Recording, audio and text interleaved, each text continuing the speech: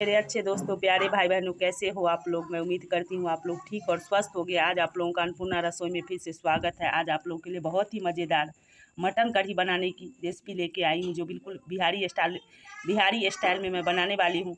तो ये देखिए, 1 किलो मैं मटन धो के इस तरह थाली में रख दी हूँ 3 से 4 पानी से, बिल्कुल साफ़ से। और इसी मटन में डालने के लिए जो कुछ मसाला मैं तैयार करके रखी हूँ वो आप लोगों को दिखा रही हूँ। तो ये देखिए, 12 से 15 ये लहसुन की कलियाँ हैं, 6 से 7 ये हरी लाल मिर्च है सूखी वाली, और 4 लौंग है, 1 इलायची है, और 15 से 20 ये गोल मिर्च है, और 1.5 टेबल स्पून ये साबुत जीरा है, और आधा इंच अदरक का टुकड़ा था जिसे मैं छोटा छोटा टुकड़ा करके इस प्लेट में डाल दी हूँ। और ये तड़का में डालने के लिए 3 तेज़पत्ता मैं ले ली टुकड़ा करके। तो और इसी मटन में डालने के लिए जो मैं प्याज काट के रखी हूँ वो आप लोगों को दिखा रही हूँ। तो ये देखिए, ये प्याज जो मैं काट के रखी हूँ ये न ज़्यादा बारीक है और न ज़्यादा मोटी है, मतलब मीडियम साइज़ की काट के रखी हूँ। और तड़का में डालने के लिए 1 मीडियम साइज़ की प्याज बिल्कुल बारीक काट के मैं इस कटोरी में डाल दी हूँ। तो इस तरह ही हमारी कुछ तैयारी हो गई है, और जैसे जैसे हम सामग्री बढ़ाएंगे वैसे वैसे आप लोगों को दिखाते रहेंगे। जो मैं मसाला तैयार करके प्लेट में रखी थी वो सारा मसाला इस जार में डाल दी हूँ। अब इसमें 3 से 4 टेबल स्पून में पानी डालूंगी, और पानी डालने के बाद फिर इस मसाला को पीस के तैयार करूँगी। तो इस तरह मैं मसाला तैयार कर लेती हूँ, फिर आप लोगों को दिखाती हूँ। तो ये मसाला मैं पीस के तैयार कर ली हूँ। अब इस मसाले में मैं धनिया पाउडर और हल्दी पाउडर दोनों चीज़ ऐड करूँगी, इसलिए कि जो साबुत मसाला मैं तैयार करके रखी थी उसमें न धनिया डाली थी और न ही हल्दी पाउडर डाली थी। तो ये देखिए, 2.5 टेबल स्पून के लगभग मैं इसमें धनिया पाउडर डाल रही हूँ।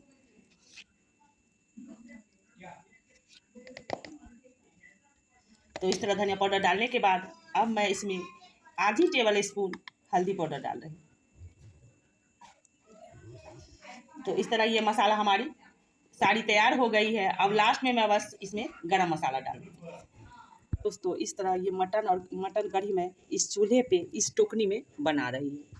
तो इस टोकनी में मैं 6 से 7 टेबल स्पून के लगभग सरसों का तेल डाल दी थी गर्म होने के लिए। तो ये तेल हमारी अच्छी तरह से गर्म हो गई है। तो अब इस गर्म तेल में मैं सबसे पहले तेज़पत्ता डालूंगी। तेज़पत्ता हमारी अच्छी तरह से फ्राई हो गई है, तो इसमें मैं 1 टेबल स्पून साबुत जीरा डाल रही हूँ।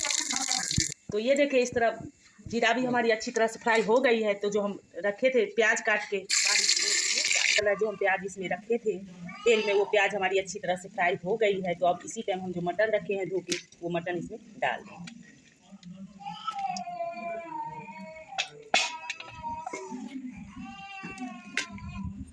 प्याज अच्छी तरह से हमारी जब फ्राई हो गई थी तो जो हम मटन रखे थे धो के वो मटन डाल दिए थे, और उसे 1-2 बार चलाने के बाद जो हम मसाला तैयार करके रखे हैं वो मसाला भी इसमें डाल दिए हैं। तो मसाला डालने के बाद अब 3 से 4 मिनट हम इसे धीमी आंच पे बिल्कुल बीच बीच में चलाते हुए इसे पकाएंगे। जब ये हल्की सी पक जाएगी तो जो हम प्याज काट के रखे हैं वो प्याज इसमें डाल देंगे। मैं इसे धीमी आंच पे 3 से 4 मिनट के लिए अच्छी तरह से भून ली हूँ। अब इसमें हम जो प्याज काट के रखे हैं वो भी इसी टाइम इसमें हम डाल दें। प्याज डालने के बाद मैं 2-3 बार चला ली हूँ। तो अब चलाने के बाद मैं इसमें स्वादानुसार नमक डाल दूँगी। तो ये देखिए, इस तरह मैं नमक डाल दी हूँ, और नमक डालने के बाद इसे अब 15 से 20 मिनट के लिए मैं इसे बीच बीच में चलाते हुए धीमी आंच पे इसे पकाऊंगी। तो इसे मैं पका लेती हूँ बीच बीच में चलाते हुए, फिर आप लोगों को दिखाती हूँ। 15 से 20 मिनट में इस धीमी आंच पे इस मटन को पका ली हूँ, और पकाने के बाद आप लोग को दिख रहा होगा जो इस मटन से अब तेल अलग होने लगी है। तो अब हम 2-4 मिनट और इसे पकाएंगे, और पकाने के बाद फिर इसमें हम पानी डाल देंगे। अच्छी तरह से ये हमारी मटन पक गई है और इससे तेल बिल्कुल अलग होने लगी है। तो अब इससे ज़्यादा हम इसे नहीं पकाएंगे। अब इसी टाइम हम इसमें पानी डाल देंगे।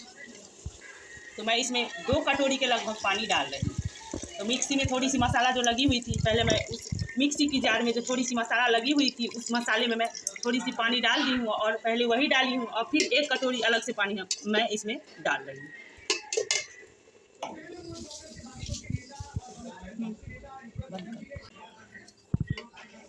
तो कटोरी इसमें पानी डाल दी हूँ। अब पानी डालने के बाद 1.5 टेबल स्पून मैं इसमें गरम मसाला डाल रही हूँ। आप चाहो तो इसमें मीट मसाला भी डाल सकते हो, और मेरे पास गरम मसाला थी तो मैं गरम मसाला ही डाल रही हूँ।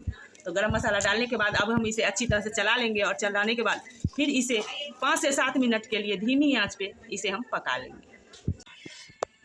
तो ये देखिए, इस तरह मैं गरम मसाला डालने के बाद इसे 5 से 7 मिनट के लिए अच्छी तरह से पका ली हूँ, और पकाने के बाद आप लोगों को दिखा रही हूँ इसकी कंसिस्टेंसी। यानी इसकी ग्रेवी ना तो ज़्यादा पतली है और ना ज़्यादा गाढ़ी है, बिल्कुल मतलब मीडियम में है।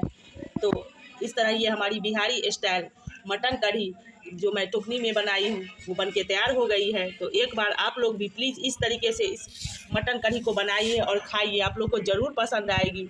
और जब पसंद आए तो फिर ज़्यादा से ज़्यादा लाइक शेयर और सब्सक्राइब कीजिए, जिससे मेरी मनोबल बढ़े और मैं इससे भी अच्छी अच्छी रेसिपी आप लोगों के लिए लेके आऊँ।